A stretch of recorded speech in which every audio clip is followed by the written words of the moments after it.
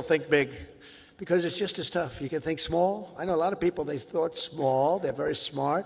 I know others that weren't nearly as smart, but they had a better picture of the big picture because it's just as hard to solve a small problem as a big problem, and it's just as much energy and everything else, except the result is going to be a smaller one. So love what you do, but think big if it's possible.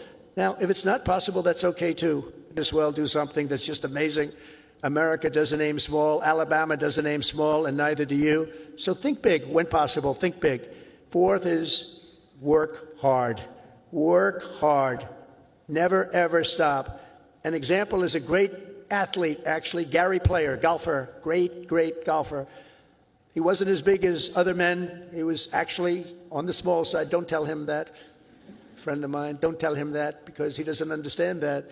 But he worked very, very hard. He made up for it. He never stopped. He won 168 golf tournaments. Think of that, 100. I said, Gary, you're winning like every weekend. Do you ever choke or anything? I don't know what choke means.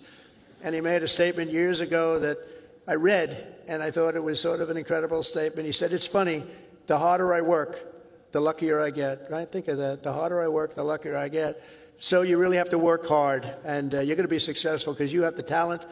To get into this school is not easy. To get through it is even more difficult. You have a lot of talent. Fifth is don't lose your momentum. You just want to keep it going. And you have to know if you are losing it, you have to know when you're losing it. So maybe you stop and maybe it's time to stop. Listen to the feedback. Think through your plan very carefully.